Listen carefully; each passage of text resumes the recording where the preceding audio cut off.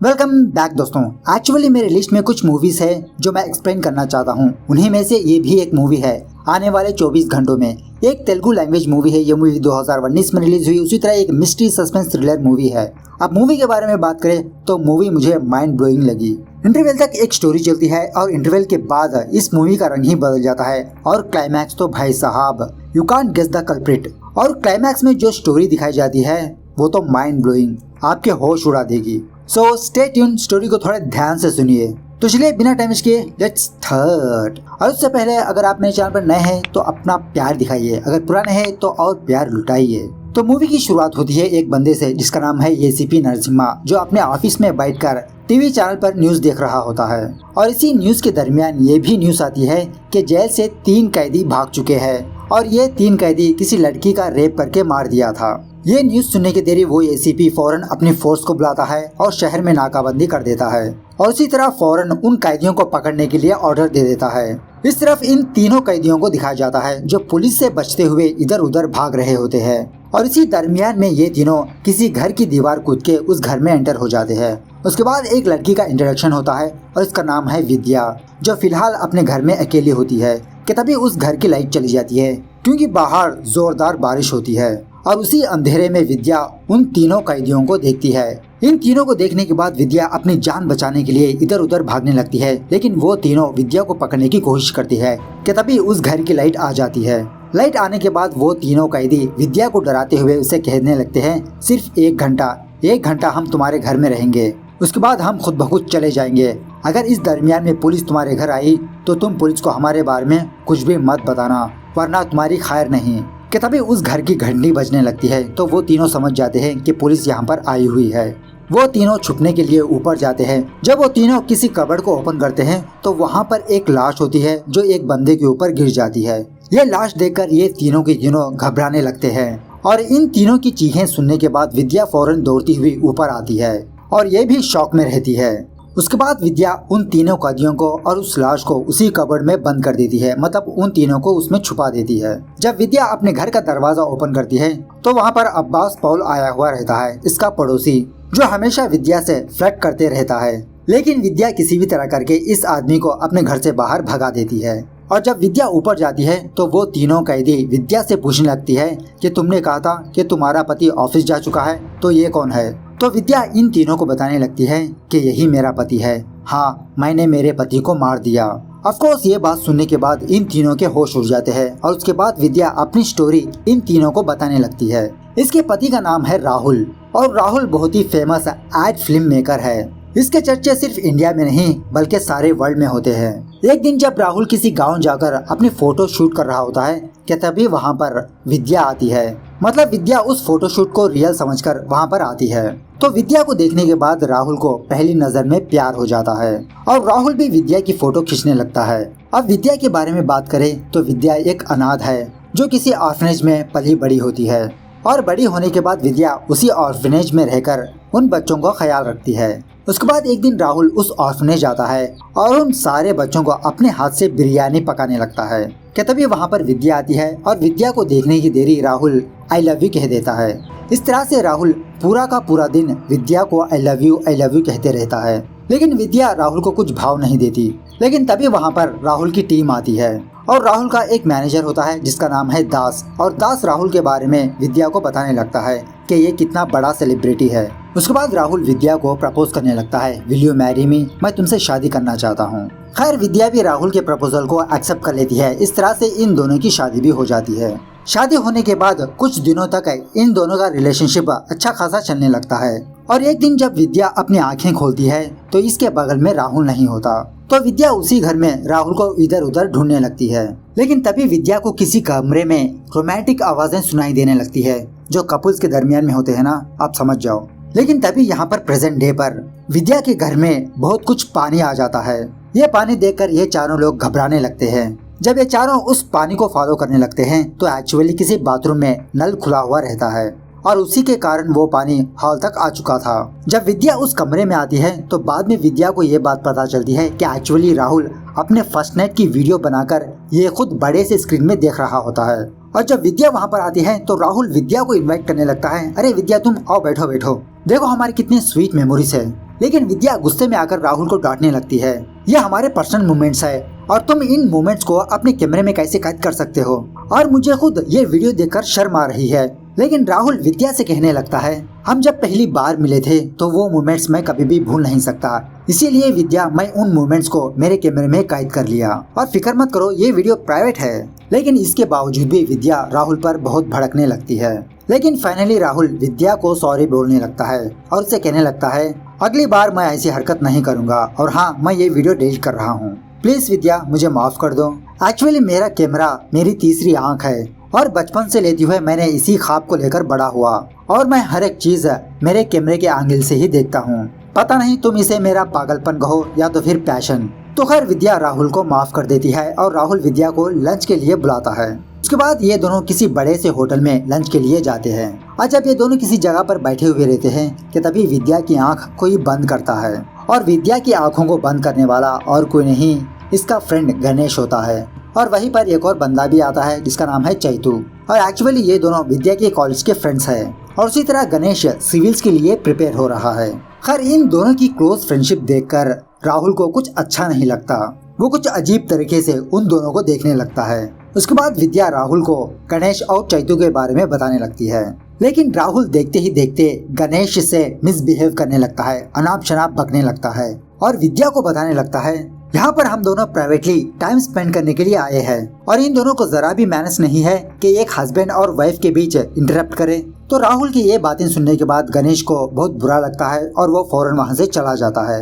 और of course Rahul की बातें विद्या को भी पसंद नहीं आती और राहुल को अपना एक कॉलेज का इंसिडेंट बताने लगती है, जहाँ पर कॉलेज में गणेश और विद्या का एक प्ले चलने वाला था और उस वक्त गणेश ने अपने डायलॉग्स को भूल गया, लेकिन स्टेज पर विद्या ने उसको सहारा दिया, उसको हेल्प किया। प्ले खत्म होने के बाद गणेश विद्या के पास आकर कहने लगता है कि जब मैं छोटा बच्चा था तो मेरी माँ ने मुझे चलना सिखाया ताकि मैं गिर ना जाऊं, भटक ना जाऊं, और आज तुमने स्टेज पर वही काम किया। मतलब गणेश विद्या को माँ का दर्जा देता है। ये सुनने के बाद भी राहुल को वो बात बिल्कुल भी पसंद नहीं आती और विद्या बिना खाना खाए वहाँ से चली जाती है। उसके बाद एक दिन दास अपनी छोटी बेटी को लेकर राहुल के घर आता है और विद्या उस बच्ची का सर देखकर दास को पूछने लगती है कि क्या हुआ।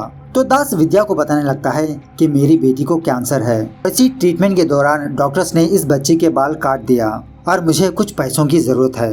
खैर उसके बाद तभी वहाँ पर राहुल आता है और दास अपने ऑफिस के काम में लग जाता है। मतलब कुछ मॉडल्स वगैरह राहुल को दिखाने लगता है और इन मॉडल्स की फोटो देखकर राहुल विद्या को बुलाता है और उन फोटोज को देखकर विद्या से कहने लगता है कि इन मॉडल्स में से किसी एक को सेलेक्ट करो। तो उसी तरह विद्या एक मॉडल को सेलेक्ट करती है। उसके बाद दास राहुल को अपनी बेटी के बारे में बताने लगता है कि मुझे ट्रीटमेंट के लिए तकरीबन 25 लाख रुपए चाहिए और बाद में मैं आपको आपके पैसे लौटा दूंगा। ऐसा एक दो बार बोलने के बाद राहुल को बहुत गुस्सा आता है और वो दास को डांटने लगता है, तुम्हारी सैलरी 25,000 रुपए है, अगर तुमने पैसा इकट्ठा करके तुम्हारे बेटी का इलाज कराया और लेकिन इसके बावजूद भी तुम्हारी बेटी मर गई तो वो पैसे तो वेस्ट हो जाएंगे ना, इसीलिए अच्छा है कि अभी से इलाज करवाना बंद कर दो, पैसे बर्बाद मत करो। उसके बाद बेचारा दास कुछ टेंशन की वजह से चेक में कुछ इस तरह से लिख देता है, मतलब वर्ड्स में 10 लाख रुपीस लिखता है और लेकिन नंबर्स में 1 करोड़ लिखता है। ये देखने के बाद राहुल को बहुत गुस्सा आता है और वो फौरन दास की बेटी के पास जाता है और उसकी बेटी से पूछने लगता है, अगर तुम अपनी क्लास में गलती करोगे तो तुम्हारा टीचर क्या करेगा। तो वो बच्ची राहुल को बताने लगती है कि वो टीचर मुझे मारेगा, अब तुम्हारे फादर ने मेरे चेक पर ये गलती की, क्या मैं मारूं या ना मारूं। ऐसा कहते हुए राहुल दास को एक छापड़ लगा देता है उसकी बेटी के सामने ही और बेचारा दास रोते हुए अपनी बेटी को लेकर वहाँ से चला जाता है। दास जाने के बाद विद्या पूछने लगती है, उस दिन जब तुम मेरे ऑर्फनेज आए थे तो तुम मेरे ऑर्फनेज को 1 करोड़ रुपए डोनेट किया था, लेकिन अब तुम दास को सिर्फ कुछ पैसे दे नहीं रहे। तो राहुल विद्या को बताने लगता है कि एक्चुअली मैंने वो 1 करोड़ रुपए उन बच्चों को नहीं तुम्हें हासिल करने के लिए दिया था। उसके बाद ये कंपनी वाला राहुल को बहुत डांटने लगता है कि राहुल ने उस कंपनी वाले को बहुत ही घटिया मॉडल्स दिखाया है उसके ऐड के लिए। तो उसकी डांट सुनने के बाद भी राहुल को बहुत गुस्सा आने लगता है, लेकिन वो अपना मुंह बंद रखता है। लेकिन इसी मीटिंग के दरमियान में विद्या बार बार राहुल को कॉल करती रहती है। राहुल विद्या का फोन कट करते रहता है। मीटिंग खत्म होने के बाद राहुल गुस्से में अपने घर जाता है विद्या से यही पूछने के लिए कि वो क्यों बार बार फोन कर रही थी।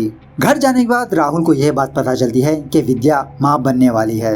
ये न्यूज सुनने के बाद राहुल का गुस्सा ठंडा होता है और वो बहुत खुश भी होने लगता है। उसके बाद ये दोनों डॉक्टर्स के पास जाते हैं तो वो डॉक्टर विद्या की रिपोर्ट देखकर कहती है कि तुमको प्रेगनेंसी गर्भाशय में होने की बजाय किसी ट्यूब में हुई है और तुम्हें जल्द से जल्द अबॉर्शन करवा लेना होगा। ये सुनने के बाद बेचारी विद्या फूट फूट के रोने लगती है। मतलब एक औरत का सपना होता है कि वो कभी न कभी माँ बने। खैर उसके बाद विद्या का अबॉर्शन भी हो जाता है। उसके बाद वो कंपनी वाला किसी लड़की की फोटो देखकर राहुल की तारीफ करने लगता है। अरे ऐसी ही लड़की चाहिए थे मेरे ऐड के लिए। और वो लड़की और कोई नहीं विद्या होती है। मतलब राहुल ने अपनी वाइफ की फोटो ही उस कंपनी वाले को दिखाया है। और इस तरफ हॉस्पिटल में जब विद्या उस सिस्टर से बात कर रही होती है तो उस वक्त विद्या को ये बात पता चलती है कि एक्चुअली इसका अबॉर्शन नहीं हुआ, डॉक्टर ने इसका गर्भाशय निकाल दिया है। मतलब विद्या अब कभी भी माँ नहीं बन सकती। और ऐसा करने के लिए राहुल खुद उस डॉक्टर को बताया था। और ये बात जानने के बाद बेचारी विद्या बहुत रोने लगती है। और इस तरफ प्रेजेंट डे पर ये तीनों कैदी भी विद्या की ये स्टोरी देखकर विद्या को बताने लगते हैं कि तुम्हारा पति एक इंसान नहीं हैवान है वो, और ऐसे हैवान को मार देना ही अच्छा है।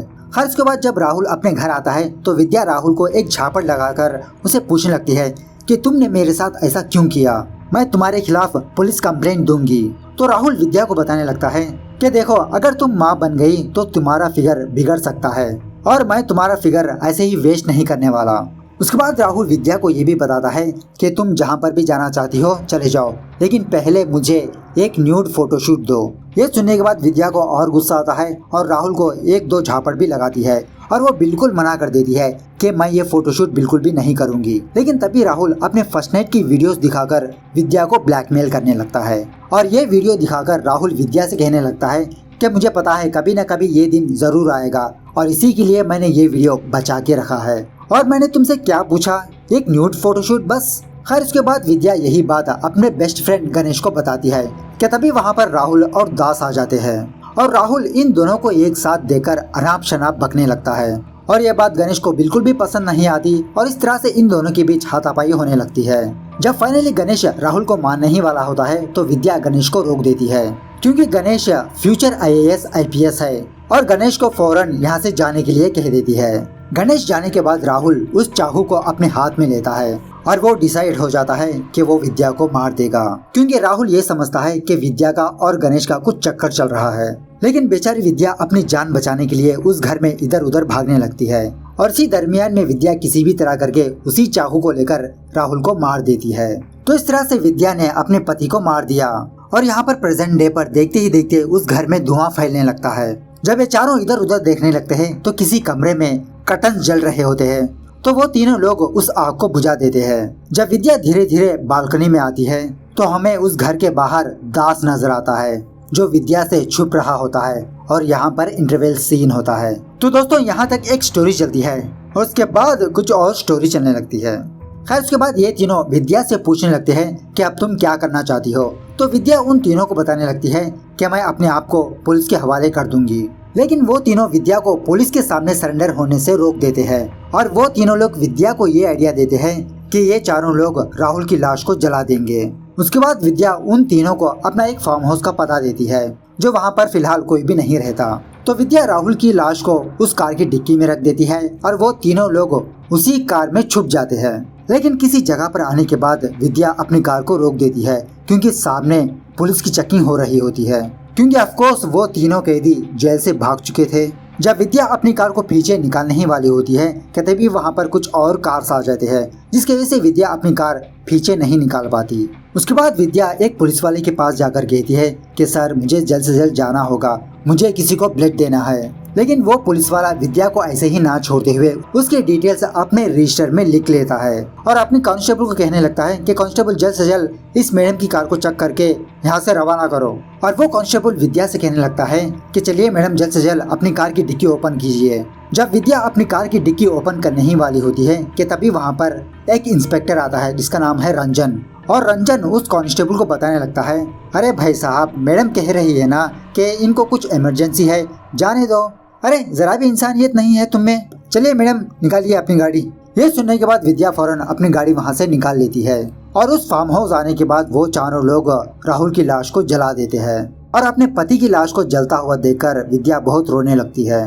मतलब विद्या को कुछ समझ में नहीं आता कि इसका पति मर गया ये सोचकर रोए या तो फिर इसका साइकोपैथी मर गया, ये सोच के खुश रहे। खैर उसके बाद ये तीनों विद्या को उसके घर भेज देते हैं और ये तीनों अपना रास्ता पकड़ते हैं। उसके बाद जब विद्या सो रही होती है तो उसके सामने राहुल आता है, घायल राहुल। लेकिन बाद में पता चलता है कि वो विद्या का एक नाइटमेयर था कि तभी विद्या के फोन को राहुल के नंबर से कॉल आने लगता है। ये देखकर विद्या बेचारी शॉक में रह जाती है और उस फोन को लिफ्ट नहीं करती। तो फोन कट होने के बाद एक स्ट्रेंजर विद्या को कॉल करता है और विद्या को बताने लगता है, कल रात जो हुआ मुझे सारा सब कुछ पता है मैडम, वो फार्म हाउस, वो लाश, और तुम मेरी नजरों से बच नहीं सकती। जैसा मैं कह रहा हूँ वैसा करती जाओ। कि तभी उसकी घर की घंटी बजने लगती है।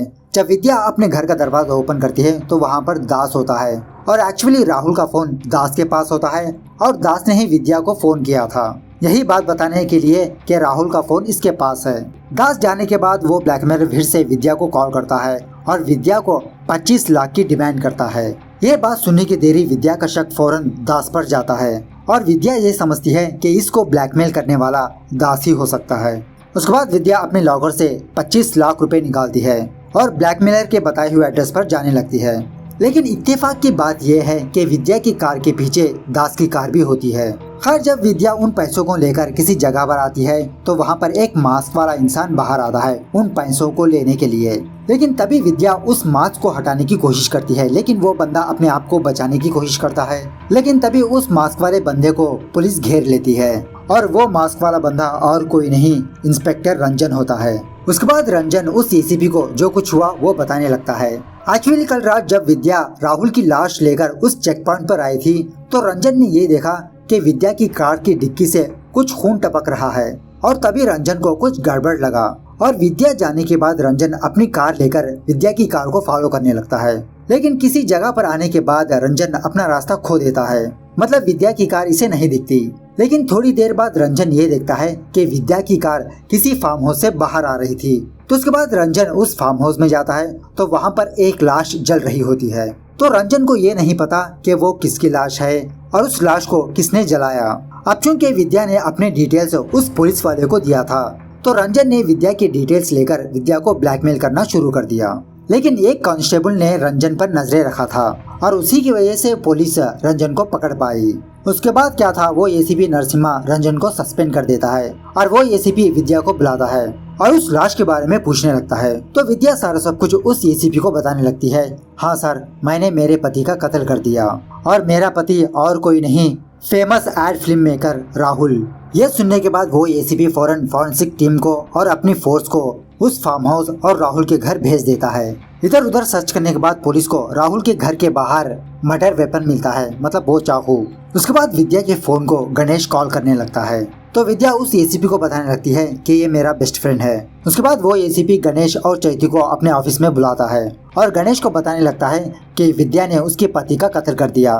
लेकिन गणेश इस बात पर यकीन नहीं करता और यही बात पूछने के लिए वो विद्या के पास जाता है और इन दोनों की बातों के दरमियान में विद्या गणेश को बताने लगती है कि मुझे पता है गणेश, राहुल का कत्ल तुमने किया, मैंने तुम्हें अपने घर की दीवार कूदते हुए देखा।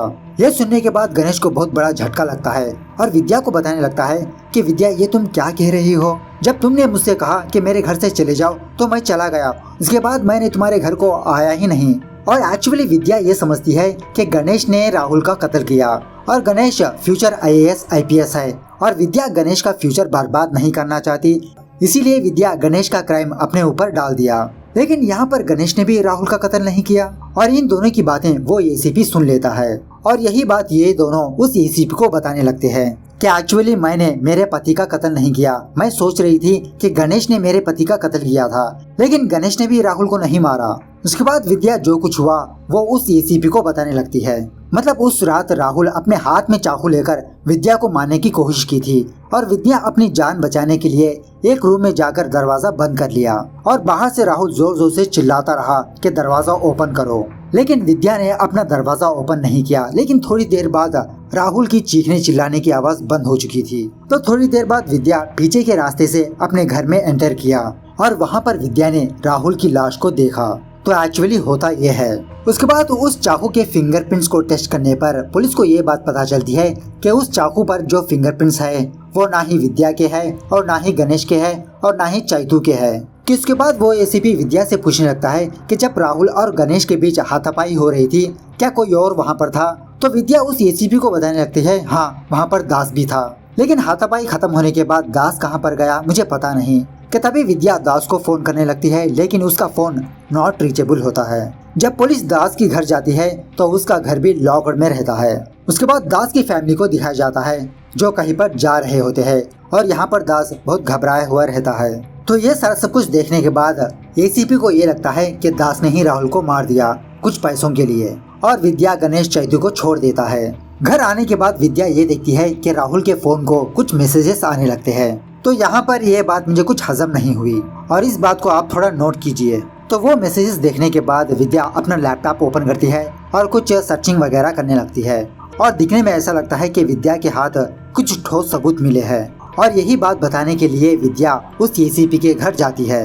लेकिन वहाँ पर विद्या इन तीनों क्रिमिनल्स को देखती है, मतलब ये तीनों भी उसी एसीपी के घर में होते हैं। उसके बाद हमें ये बात पता चलती है कि एक्चुअली विद्या राहुल के फोन में उस एसीपी का नंबर देखा था और वो एसीपी राहुल को ये मैसेज किया था कि मेघना के केस में जो 3 क्रिमिनल्स थे वो जेल तोड़ के भाग चुके हैं। और उस दिन विद्या ने मेघना की ही फोटो सेलेक्ट की थी फोटो शूट के लिए, लेकिन 2 दिन बाद मेघना मर चुकी थी। और विद्या इन तीनों से पूछने लगती है कि बताओ राहुल और उस एसीपी का क्या कनेक्शन है और मेघना और तुम्हारा क्या कनेक्शन है। तो उसके बाद ये तीनों अपनी कहानी विद्या को बताने लगते हैं कि एक्चुअली ये तीनों बहुत ही अच्छे फ्रेंड्स हैं, हैदराबाद आकर अपनी नॉर्मल की जिंदगी गुजार रहे थे। लेकिन इसी दरमियान में पुनीत को मेघना से प्यार हो जाता है और पुनीत मेघना को अपने फ्रेंड से मिलवाने के लिए अपने रूम लाता है और बच्चे वो दोनों मेघना को अपनी बहन की तरह ट्रीट कर रहे थे। इस तरह से ये चारों अपनी एक छोटी सी हैप्पी लाइफ गुजार रहे थे। और इसी दरमियान में वो तीनों लोग मेघना की फोटोज लेकर राहुल के मैनेजर के पास गए थे, मतलब दास के पास गए थे और उस वक्त दास ने मेघना की फोटो ले ली थी। और उसके बाद आपको पता है ना विद्या ने मेघना की फोटो सेलेक्ट की थी। तो सिलेक्शन होने के बाद एक दिन राहुल मेघना को फोटो शूट के लिए अपने ऑफिस बुलाता है और ये ऑफर देखकर मेघना बहुत खुश थी। उसके बाद राहुल मेघना को एक मोतियों को हार देकर कहता है कि ये तुम पहन लो और फोटोशूट के लिए रेडी हो जाओ। जब मेघना उस हार को पहन लेती है तो राहुल मेघना को बताने लगता है कि मैंने कहा उस हार को पहन के बच्चे कपड़े निकाल दो। मतलब राहुल मेघना से न्यूड फोटोशूट करवाना चाहता है, लेकिन मेघना इसके लिए राजी नहीं होती। लेकिन राहुल मेघना से जबरदस्ती करने लगता है तो मेघना राहुल को एक झापड़ भी लगा देती है। अब राहुल ठहरा एक साइको बंदा, वो मेघना को नीचे गिराकर अपने पैरों से कुचलने लगता है। तो मेघना की चीखने और चिल्लाने की आवाज उन तीनों को सुनाई देती है।